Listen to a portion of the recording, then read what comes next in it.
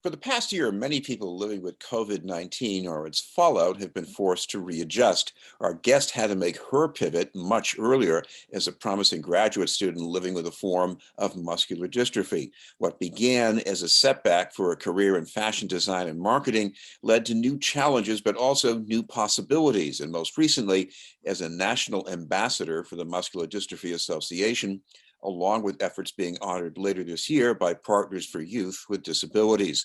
To tell us about that transformation is the owner of the nonprofit Trust Your Abilities and founder of the t-shirt business Girls Chronically Rock, Keisha Greaves. Thank you very much for being with us, Keisha. Hi, well, thank you for having me. I appreciate being here.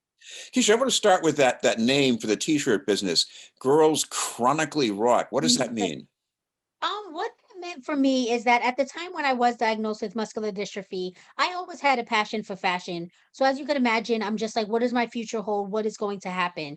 And how I came up with the name is that I knew I wanted something with the word chronic in it, but I didn't know exactly how I wanted to incorporate that together. So I honestly was just lying in bed one night. That's when most of my creative ideas come to mind. And I thought girls chronically rock. And then I just like loved it from there. I just ran with it. It just sounded empowering, powerful, something to inspire and motivate others in the disability community. And that's how the name came about, Girls Chronically Rock. I want to go back to when you first learned that you had a form of muscular dystrophy, because here you are, you're working in this field that pays a lot of attention to how people look and how people move. It must have been difficult. Yes, very difficult. As you imagine, here I was in my early 20s, living my best life, going out. And then I started to get really weird symptoms where I would just be walking and my leg will kind of just give out on me. So it was like totally bizarre. It came out of nowhere. I kind of was ignoring it at first. I just thought, oh, maybe I need to exercise, lose some weight. No big deal. But after some time, my mom and sister, we were at the supermarket one day, and I think that was really when it opened all of our eyes. I'm coming out of the supermarket and I'm pushing my shopping cart and my leg just goes out. Boom. I hit to the floor. And I was like, it wasn't like when I fell, I was able to get myself back up. I just pretty much was a dead weight. And I remember a stranger came over to help me assist to get up because my mom and sister could not. And at that moment, my mom and sister were like, I think it's time. Let's go see an orthopedic. So we go see an orthopedic at Tufts Medical Hospital out here in Boston. They come in, regular examination. They asked me to raise my right leg. The right leg would not come up.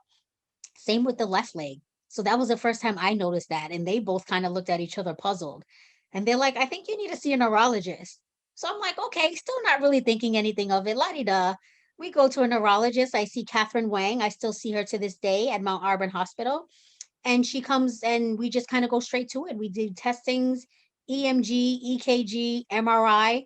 Most interesting of all was the muscle biopsy, where they took a piece of muscle from out of my right leg to test it.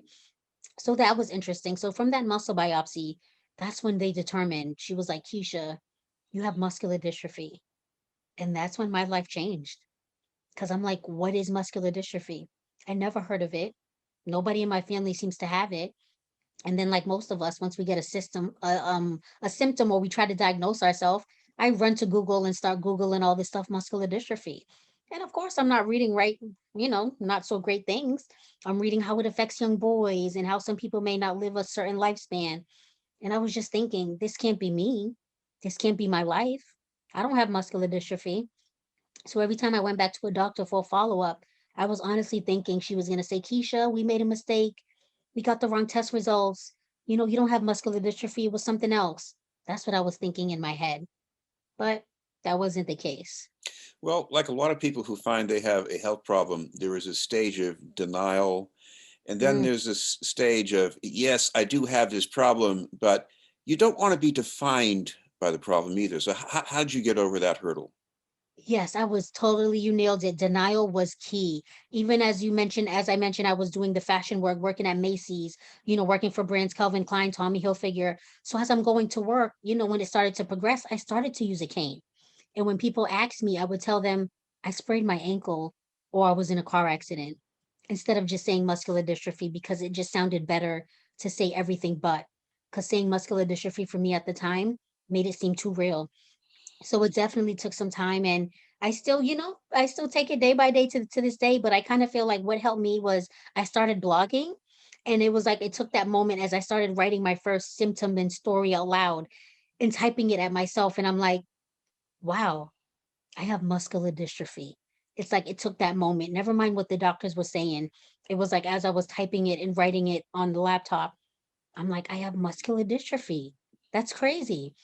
So I remember just sharing it at that time on like my social media platforms, Tumblr, Facebook, Instagram. And I got so much great support and people like, oh my God, I would have never known. And these were some people I chatted to on a regular basis. But it was like at that time I was kind of more able to hide it. I was still driving, working, doing what I had to do. But as I posted that first blog, that kind of opened the doors a little bit for me and kind of made me come out of my shell of more accepting, hey, I have muscular dystrophy. What about being around people? Because in your field, fashion design, I imagine you get a lot out of it. If you're with people, you're talking face to face, and you're getting creative juices from that. Then the pandemic hits. What did that mean for you? Oh my God, it was a lot. So, of course, as I mentioned, first I was in denial, about having muscular dystrophy. But over time, I'm just like, I'm a true believer in things happen for a reason. So I'm like, now with adaptive fashion and accessible fashion, I feel like, this is my net, to kind of come about and kind of express that, through Girls Chronically Rock and my creative juices, as you said. So, but yeah, I feel like, it's a whole new network and a whole new life for me, but I'm still expressing my fashion, through all of that. But I do have now, especially the pandemic, that was tough because, I was totally scared. I'm like, here I am at someone at high risk living with muscular dystrophy. And I'm just like, what? I was afraid to go outside. I was totally afraid to go outside. But at least the good thing was a lot of these Zoom meetings now came about, with like Zoom meetings, speaking engagements, and they would ask me to do these things. And I'm like, this is great because this is what someone like myself in the disability community has been asking for a while to be able to accommodate and do things from home and do this stuff. So it's so interesting that once this pandemic hit, it's like it's so quickly how the world has changed. And I'm like, this is something the disability community has been asking for a while for these accommodations. So I totally, I'm fine with doing the Zoom stuff and having meetings. And I've gotten so used to it now, but now that I'm fully vaccinated, I kind of feel more comfortable of going out and I want to travel again. I see your products almost as a lesson about fashion, which is not to hide a problem, but to sort of um, overcome it by attitude. Is that what Yes. you're doing? Yes, I definitely do that by attitude. And I like to express what I'm going through, like in my feelings through my line. Like, as you can see, I have Trust Your Dopeness, which I, created to trust and believe in yourself. Everybody loves, hello, my name is Chronically Ill Badass. It's like, yes, we may have a disability, but we're badasses as well. We can do what we want. And then I have Walk with the Twist, where it's like when I was walking with a walker or a cane, it's like we all have our own signature walk. And some of us have an invisible disability that you may not see, so I like to express all of that. And my most important message that I came out during the pandemic was Black disabled lives matter, because I thought that was very important, with everything that was going on.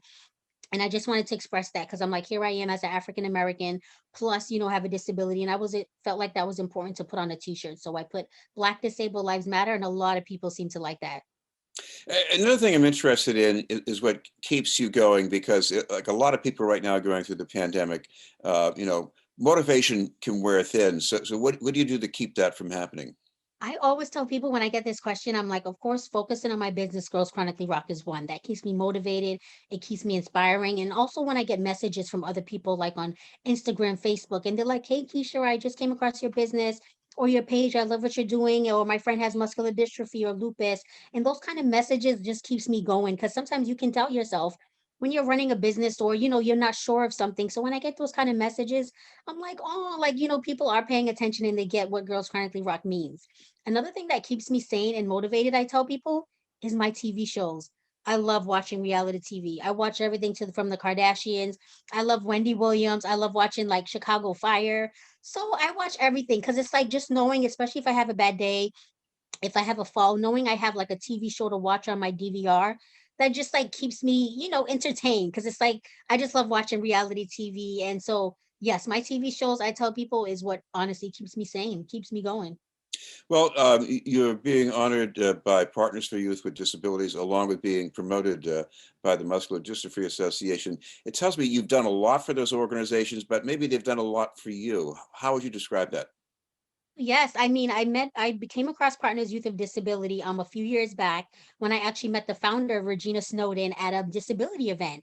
And then she was speaking about PYD, and I was so shocked that I never heard of them because I'm right here in Cambridge, they're in Somerville. So we exchanged business cards that day, and ever since then, it's like us Girls Chronically Rock and PYD have been attached to the hip ever since. They allowed me to be a mentor for one of the students. They actually provided me with internship during the pandemic, which has been awesome. Because during that time, I wanted someone to promote and go on my social media and do blog posts and different things. So they have been amazing. So for them to even honor me, I was like, "What, me?" So that definitely warmed my heart and honored that. They felt like I was, well, honored enough to be honored. So I was totally excited. And then of course MDA I have been a part for forever because after coming out of denial, I felt like the MDA is a family, a close knit I can turn to. Because like I always say, there's nothing like talking to somebody who gets it and knows what it's like living with disability and also with my Pacific kind, muscular dystrophy. So I have been a part of the MDA for years. And so I'm so excited now to be serving as their national ambassador.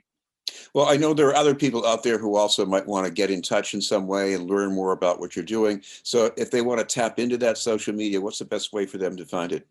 Sure. Well, definitely my Instagram is girls chronically underscore rock.